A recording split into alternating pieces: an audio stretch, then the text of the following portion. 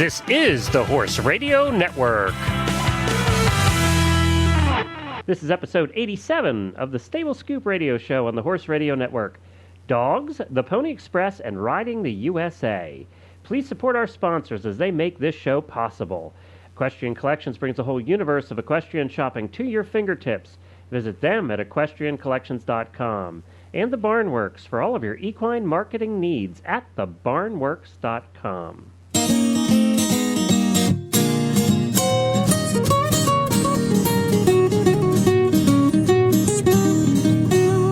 Welcome to the Stable Scoop, with weekly shows delivered right to you. With Helena and Glenn the Geek, live from the stable, it's every week. They bring you the news through hail or high water, while using their tails as their own fly swatters. So sit on down and laugh till you poop, cause it's time again for the Stable Scoop. Stable Scoop. The Stable Scoop. Stable Scoop. This is Glenn the Geek. And this is Helena B. And you're listening to the Stable Scoop Radio Show on the Horse Radio Network. Well, you are an unusually good voice today for some reason.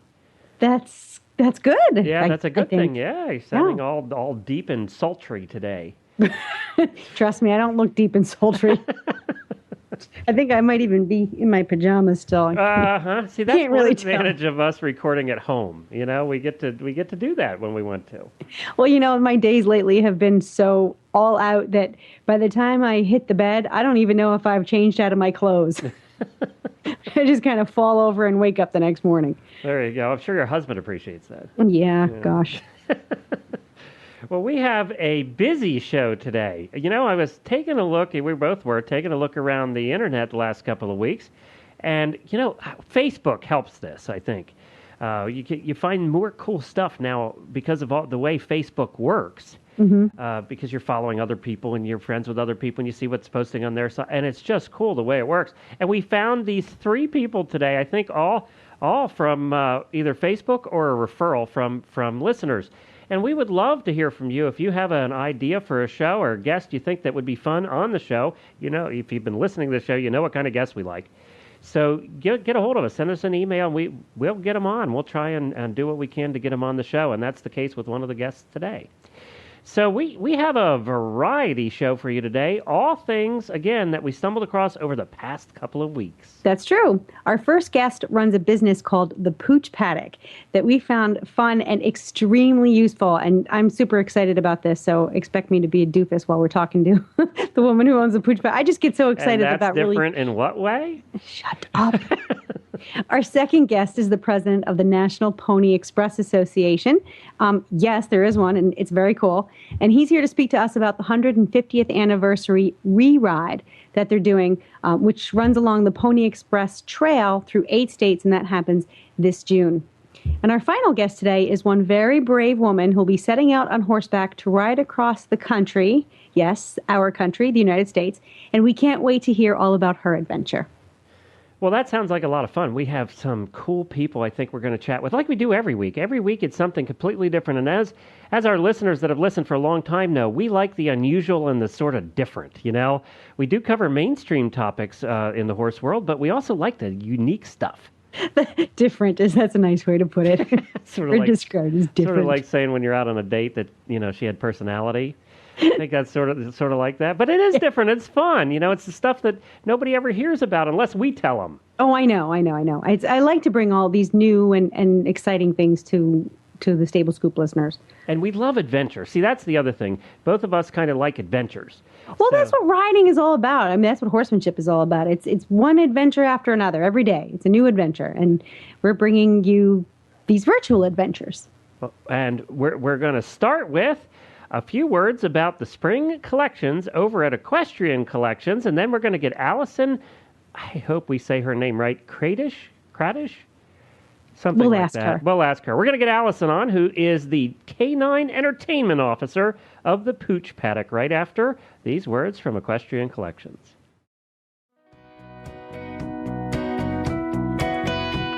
It is all about color this spring at Equestrian Collections. That's right, fun colors are all the trend in the spring equestrian apparel lines, with pinks, blues, and teals leading the way.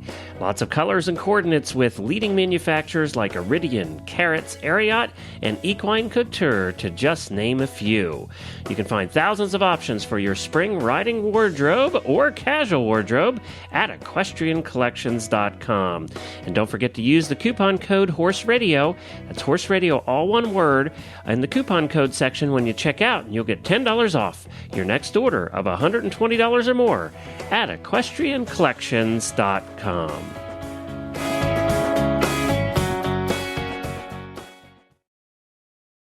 Okay, and now we have on Allison Kradish, and she's going to correct me if I'm wrong when she comes on, the CEO, Canine Entertainment Officer of the Pooch Paddock. So welcome, Allison. Okay, so Allison, I'm very excited to have you on because I just think that the Pooch Paddock is the most wonderful idea since sliced bread. And thank you.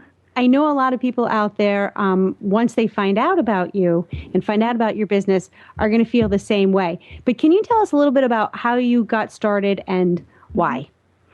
I got started, I ride myself and was living in New York City, traveling back and forth to a vacation home in Florida where my horse lived in Florida at the time. And I have 2 dogs of my own, one of which travels very nicely to the horse shows. And whenever I ride, I just throw him in the stall, or before I had the Pooch Paddock, I would just throw him in the stall and go about my business. And was in the process of getting to a horse show in Atlanta and didn't have anywhere to put my second dog. And someone suggested to me, doggy daycare. Atlanta's a big city. Surely you can just go from the hotel in the morning and drop her off at the doggy daycare facility locally and then go to the horse show. And it just got my wheels turning as I sat around the horse show that weekend looking at all the loose dogs. And I figured, probably I'm not the only amateur rider who has this dilemma. The professionals are mostly accustomed to just, keeping their dogs in an X pen near their setups or tying them to the tack trunks in the barn areas. But there must be other riders with this dilemma. And I passed the idea around to a couple of my friends who ride and some strangers at the horse show, and everyone had the same reaction, that it would be a really great idea.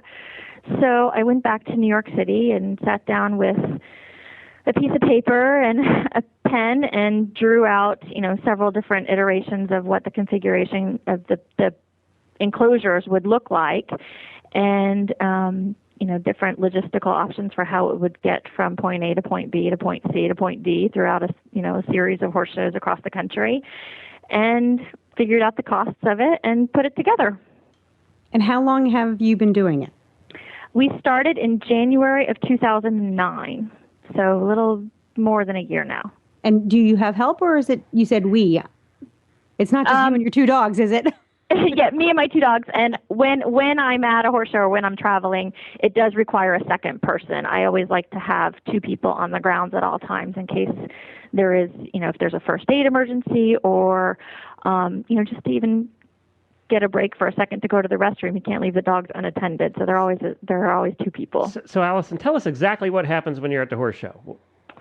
I get there and set up the day before the horse show starts, or 2 days before the horse show starts, under a large tent. I have a 30 by 40 frame tent with sides all the way around. And then I set up different sized enclosures underneath the tent. We call them paddocks, keeping with the horse theme. I have larger paddocks that are for play groups and smaller paddocks that are for private use if you have a dog that's a little less social, or an older dog that maybe just doesn't want to be bothered with the playing in the play group. So we have space set aside for those dogs to be in a private area. And everything opens up onto a center aisleway, and then there's a gate to enter the center aisleway. So nothing, if you open up one of the other paddocks, there isn't an opportunity for a dog to escape outside of my tent, because that front gate is always closed. They have shavings in the paddocks to keep them comfortable so that they're not on wet grass if it rains.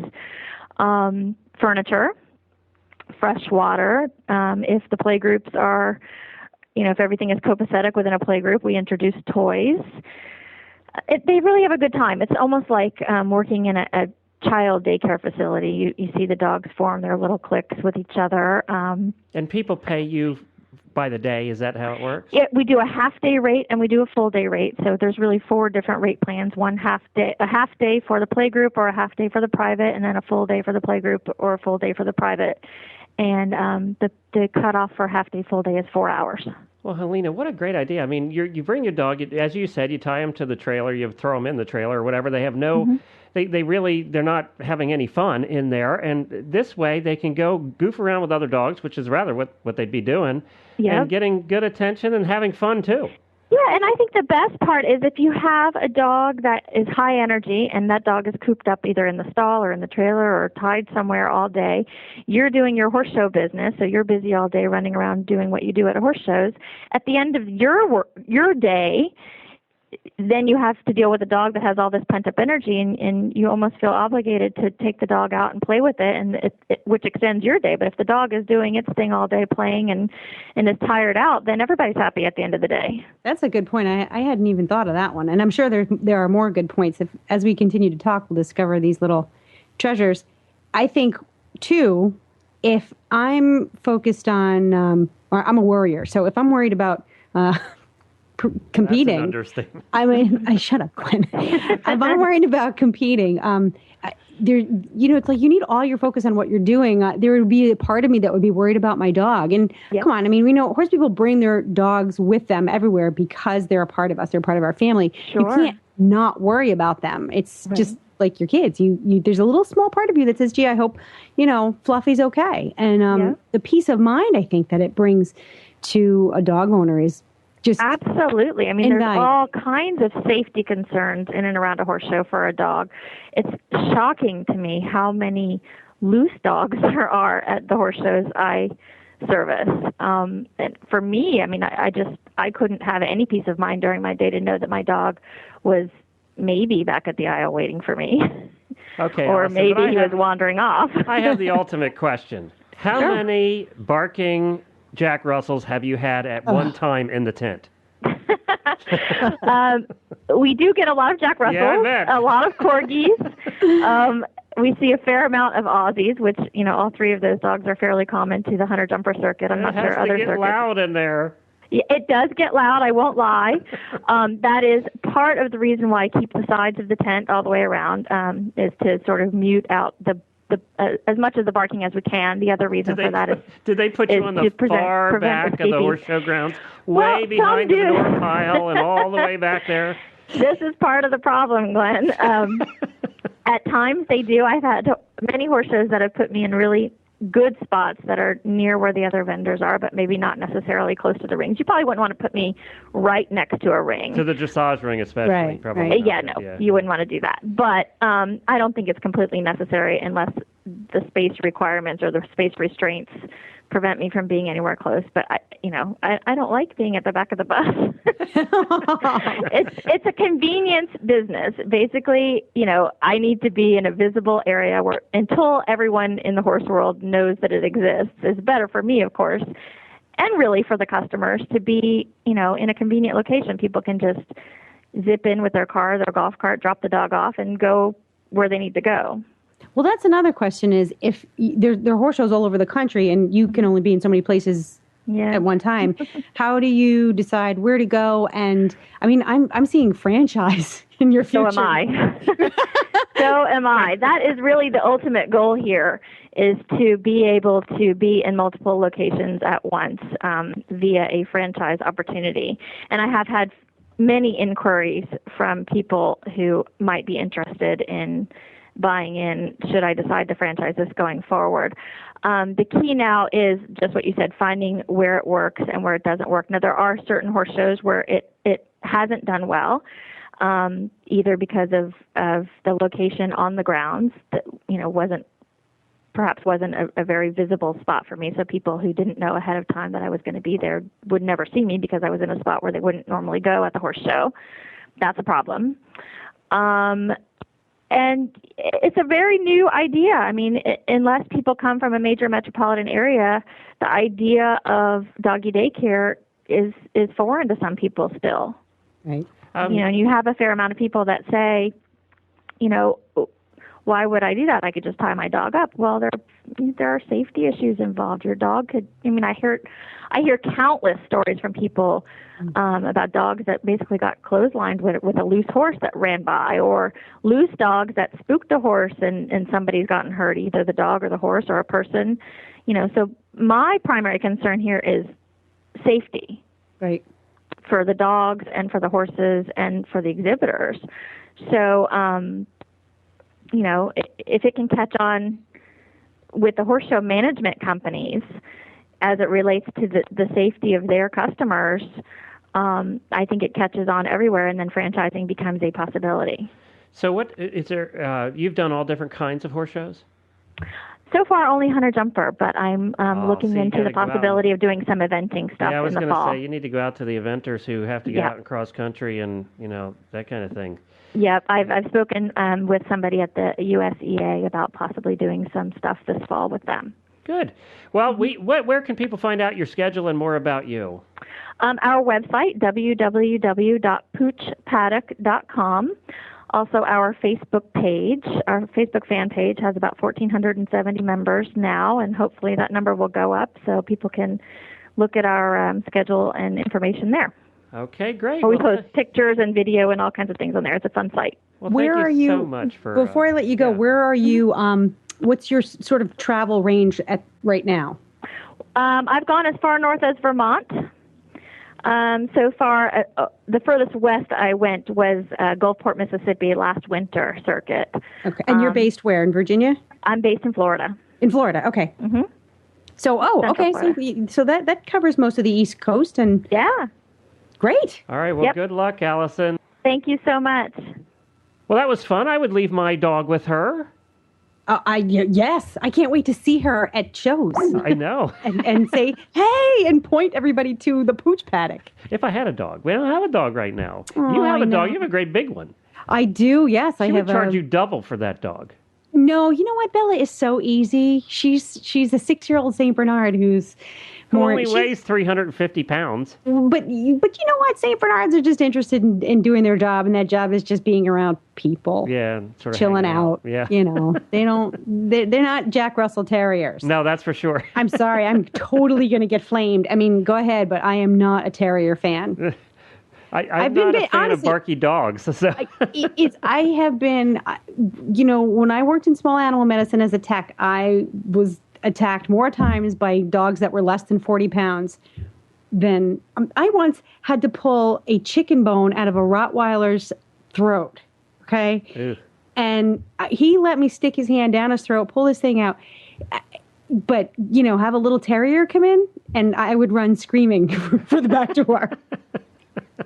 So anyway, so I'm not a big fan of Jack Russells. However, I think that all dogs deserve a good, comfortable, fun place to hang out while their owners are doing their thing. I just think this is such a great, I think the horse world is over ready for the pooch paddock. Well, and I hope she can make it work. We wish her the best of luck. Well, next we have Talk About Adventure. You and I are both a bit of adventurers. Well, you know that my wife and I are. We've had a few in our lives. Just a few. An understatement there. But we have a lady on who was referred by one of our listeners. I think she's out of Portland, Oregon. And her name is Kathleen Dodd, and we're going to get her on the phone here.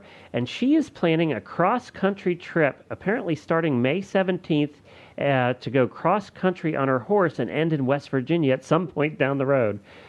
So let's get her on and find out about her adventure and see what she's up to. Because isn't this something that, every horse person goes, wouldn't that be cool, and would never do it? And she's doing it. So let's find out about it. Okay. Well, hi, Kathleen, and welcome to the Stable Scoop radio show here on the Horse Radio Network. We really appreciate you being on with us. Hey, no problem. Happy to be here. Well, we heard a little bit of a story from a listener who wrote to us and said that you're planning this wild, crazy trip across the United States on horseback, and I had to find out more about that. First of all, tell us a little bit about yourself, just a brief Reader's Digest about yourself and what you do. You're in Oregon, right? Yes, I'm in Oregon. I'm just outside of Portland, and I'm basically a horse trainer I've been training horses professionally for about 20 years. And what kind of horse? What discipline? I train jumpers. Okay. And you teach lessons? Because I know I talked to you when you were teaching one, I think, yesterday. Yes, you did. Yeah, I train and I teach. And you have your own farm? No, actually, I don't. I train out of a private facility here in the country. Okay. And then you decided that wasn't exciting enough. Well, yes and no. I mean, I've actually had this crazy dream for the last 15 years or so, ever since I got the horse that I have. It would be really cool to see if I could ride all the way across the country. So your horse inspired you? Yeah, actually, she did. Let's hear about that, because that's cool. Yeah, well, she's this crazy little white Arab, and she was nothing I ever wanted in a horse. But she ended up the perfect horse for me. We've had a lot of horsewomen say that about husbands. Okay. Sorry. So, well, where did you get her, and at what point did you say, hey, let's go, I want to do this with you? Is that a Jack Russell? No, actually, that's a blue healer who just went absolutely nuts for some reason. Okay, we were just talking about Jack radio, Russell. I know. He does it at the most inopportune times. Actually, she was my sister's horse. And they, personality-wise, did not get along at all. So she asked me one day if I would work with her because she was trying to sell her. And the little mare and I went around and around and around because she kept trying to buck me off and run away with me. And I just kept riding her on. It's like, well, you want to buck, keep bucking. You want to run, keep running. And I wore her out. And the next to go get on her, she was perfect. She didn't do anything bad. Until my sister said, well, she seems to like you. Do you want her? And gave her to me. And how long ago was that? That was 14 years ago. So how old is this mare? The mare is 19. Oh, and we're going to take the 19-year-old mare is the one you're going cross-country on? Oh, you bet. She is fitter than the 8-year-old and 9-year-old horses in the barn. Yeah. Wow, cool. So what's the plan? Tell us what the plan is. Well, there's two versions of the plan. There's a plan that I tell the people that are like wigged out about this, which is, well, I'm just going to saddle my horse up and I'm going to ride that way. And I kind of point east. And then they all get panicked and look terrified. And then the actual, I'm going to go down the Oregon Trail. Oh, how cool is that? Yeah. So I'll start around Oregon City, which is where the trail starts. And then I'm going to head down the Oregon Trail east. And I have a sister who lives about 180 miles down the trail, and I'll stop at her house for a day or two after the first week to like recover and take 6 or 7 showers, and then continue on through the rest of the trail. And then when I get to the central part of the country where the trail ends in Missouri, I will simply just head towards the coast. I'll end up either at Connecticut or New Jersey. Oh, is that right? Okay, I thought West Virginia, but so it's Connecticut or New Jersey, and so from the middle of the country where the trail ends on, is it on roads? Is that what you had planned? Well, no, what I want to do is I want to stay, as rural as I possibly can, because, I don't want to be around a lot of cars with the horses because I'm taking a pack horse also.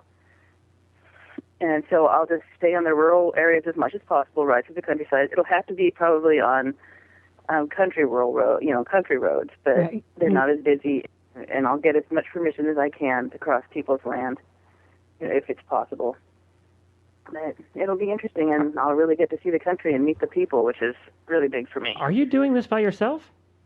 Yeah, actually I am, for the most part.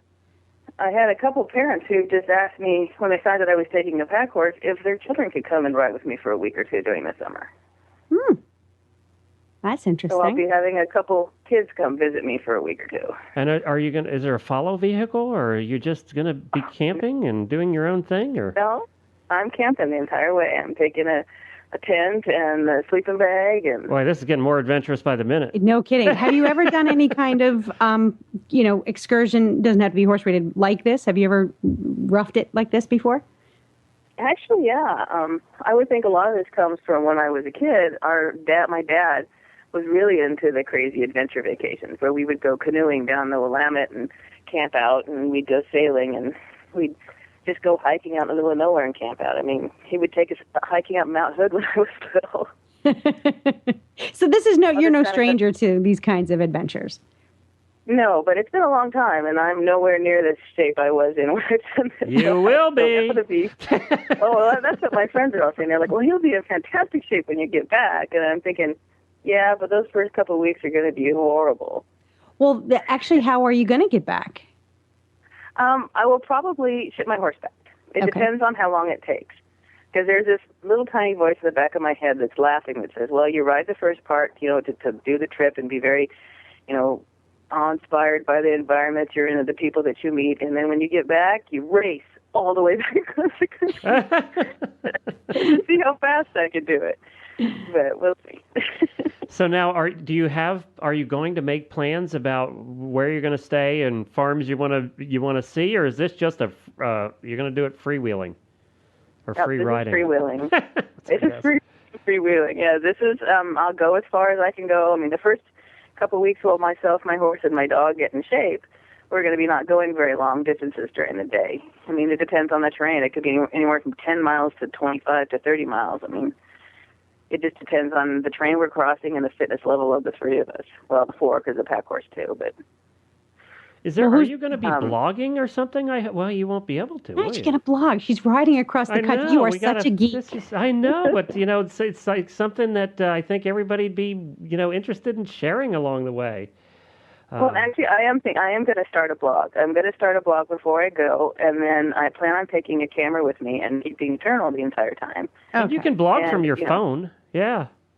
Yeah, and if I get reception. So every time I get good reception, I'm going to enter a blog. Or if I get into a town, I can borrow somebody's computer and their internet. I'm sure they'll let me. People are pretty kind about stuff like that. But yeah, I want to keep a blog going because all my friends are like worried about how I'm going to be. Well, I'll tell you what, would you mind, I know we chatted a little bit about this yesterday, I don't know if you gave it any thought, but would you mind if we followed your progress and maybe tried to get a hold of you for a couple of minutes each week while you're on the journey to share with the listeners here all over the world how you're making out and what kind of fun things you've encountered that past week? Oh, sure, I'll be happy to. I mean, I'll tell you every time I get chased by a bear if you'd like. Yeah, I mean, I just think you're going to encounter some really cool people and some fun things. And Helena, don't you think our listeners would love to hear about this? I do. Yeah, I do too, and follow her progress because this, as I said, this is something that everybody thinks would be really cool to do, but nobody ever does it. Well, it's going to be interesting. I mean, it's going to be difficult because as a horse trainer, everybody knows in this country with the economy that we're all a little low, and so I'm kind of doing this on a shoestring budget. So it's kind of why I want to meet all the people. So do you know someone I meet a lot of people? Somebody very, very prominent in the horse world has done this when he was a kid, and that's David O'Connor. Right. I remember that. David O'Connor and the family. His mother drugged the two kids and said, "We're riding across the country," and they did. They rode across the country, and it was mom and two kids, and he was like 10 or 12 or something at the time. Yeah. So you're going to you'll be a very prominent person in the horse world after you're done. Oh well, I don't know about that, but it'll be fun, and I'll be a lot thinner, so I can get back into the show ring again. Which is my thing. I think you're going to meet all these cool people along the way who are going to want to feed you all the time. Speaking of which, how are you going to feed your horse and your dog? Well, actually, that's the dog. He'll pack his own food. I've arranged them to arrange the trip so that I stop into towns every few days. Okay. And then we'll just resupply the horses. They'll get staked out every night, and I'll stop during the middle of the day and let them graze for an hour. There's lots of forage on the northern pass of the Oregon Trail. Oh, this is so cool. And then if they get a little thin, friends of mine will drop in hay. They'll arrange shipments of hay, which oddly enough you can send by Federal Express.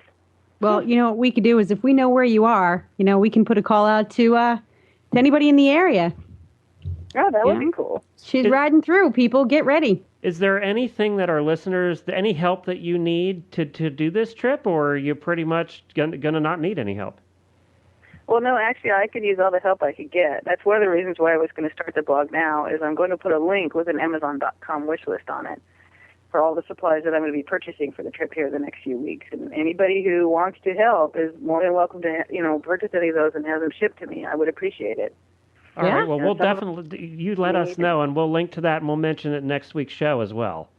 So all right, that would be wonderful. As soon as you get that up, you let us know. Well, this is going to be fun to follow you along the path when we can get a hold of you, and we'll just make sure that we do that once a week. We try and get you on the phone at some point. And we'll follow your progress, and as you have needs along the way, maybe we can help fill those needs too with all of our listeners in all the states. Okay, well, I'll make sure I ask for that massage, every chance I get. You're going to need it. You and your horse, too. Oh, yeah. Well, what's your horse's name? My horse's name is Strip, and the mare that I'm taking as a pack horse, his name is Mystic. So it's Strip, S-T-R-I-P? Uh-huh. Oh, wow. Her actual show name was Anytime, Anywhere, and Mystic shows under the name of Lilac Avenger. And they both actually are championship jumper horses. Wow. So they're very good competition horses. Well, I don't know about you, Helena, but I'm just looking forward to following her on her journey here. I'm really excited for her. I'm most interested to see what you learn about human nature because it sounds like you know your mare really well. But the adventure is probably going to teach you something about yourself and life in general And people. And people. Yeah. So I'm really excited for some positive outcomes. So try to have all the positive outcomes you can, okay?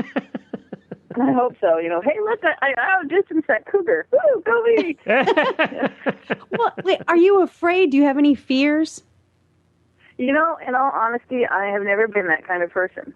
Good. I mean, what happens. I'm good with it. Good thing you won't get much sleep on this trip. I expect to get a lot of sleep on this trip. Exactly. You probably sleep better than you have in a long time. Oh, yeah. Well, we will look forward to seeing your blog, and we'll try and see what we can do to help you out and follow you along the way. And just get the word out. It's Kathleen and Strip. We were going to have to be careful how we say that, actually. This offers a lot of domain names that you could come up with for this. What's the dog's name? The dog's name is Solo. Solo? Oh, jeez. Oh, there's lots of combinations here, Helena. That. Oh my God! If you weren't the host, put a plug in it. Well, Kathleen. We'll have to. Good luck. All right. Oh, thank you, and I'll talk to you guys later. All right. Well, Helena, you ready to join her? I could join her. I couldn't do it by myself, but I could do it with somebody else who was. I didn't know about the by myself thing. I don't know if I'd do it by myself. That's a long way to go by yourself. She's got big bells. Her horse's name's Stripper. Or Strip. No. Strip. Not Strip. Oh, my Close God. enough. Oh, my God. You are just. And you know the music she was thinking of. I could probably find it and play it quick. No. You need to just stop. But this is going to be fun to follow her on her trails. And I think our listeners will look forward to that every week, to hear where she is and what kind of cougars and lions and bears she's met up with. I know. I love the fact that she's not a worrier because, just go. But, this isn't the first time like she said, she's done big adventures. Man, this is a big one. Yeah, this is a long one, too. She has no idea, I think, how long it'll take her. She's sort of letting that in the open. And more power to her to be in a position in her life where she can do something like this. You know what? I think people need to do things like this. I don't think somebody just wakes up one day and says, oh, gee, wouldn't it be nice to do this huge, momentous thing, huge thing. But I think, I don't know, I'm a believer in fate. So I sometimes think that things, I don't know, I'm going to get all stupid and gushy, but she probably needs this at this point in her life. Yeah. Well, good luck. We'll be in touch with her, and we will keep you informed. We'll try and put a section up on our website devoted to her and following her progress. I want to get some pictures of her mare. I know. She is going to send us some pictures, she said. So I mean, that's her inspiration. So how cool is that? Hopefully she'll get them out to us and get that blog up, too. Yeah. Well, maybe we can help her. Well, and I said we'd be talking to her. So, and she does need some help, as she said. So she's going to put a wish list online. We'll make sure we get the word out about that. And maybe we can, help her get some of the supplies she's going to need for this adventure. Well, we're going to take a break. Speaking of adventures, you have an adventure in marketing every time you open a business, and horse businesses should look to the Barn Works. So we're going to take a break for the Barn Works, and we'll be right back. Speaking of adventures, there were true adventurers 150 years ago, and the guys who rode the Pony Express across the country, well, they're doing that again in a reenactment coming up, and we're going to have the president of the American Pony, what is this? The National Pony Express Association. You got strippers on your mind. Did you know about the National Pony Express Association? There's a No. lot of associations out there that we don't know about. But we're going to get the president of that association on, and we're going to talk about this fun ride that they have coming up. Speaking of riding across the country. So we'll be right back. Are you a small farm owner? Do you train horses or teach lessons? If so, how do you track new business? One great way to market your small business is with a print advertisement in your regional equestrian publication. Whether it's the omnibus, stable directory, a magazine, or newspaper, a tasteful and creatively designed print advertisement can really go a long way in establishing credibility for you and your business. And we all know how important credibility is in the horse world. In fact, it's crucial. One very simple way to get that credibility is with a really nice print advertisement. The Barnworks, a unique marketing company which caters to equine businesses, can help you get the word out about your business with a tasteful, creative, and affordable print ad. Visit their website at thebarnworks.com to view some samples of print advertisements that their clients have found to be very successful. If you're looking for a new website, they'll do that for you as well. That's at thebarnworks.com. Well, we're back to speak with Al. Well, I wanted to say first, Helena, that we were referred to this guest by somebody that's just extraordinary in my mind. Speaking of adventurers, his name is Alan Ryder, and he actually tweeted me about this ride coming up, and he said, you guys have to cover this. And he's the publisher of Extraord. It's xtrord.com. And if you go there now, Helena, he bills it as the world's first guide to truly extraordinary experiences. This guy is a modern-day adventurer. He goes out and does all of these truly extraordinary things, and then he writes about it.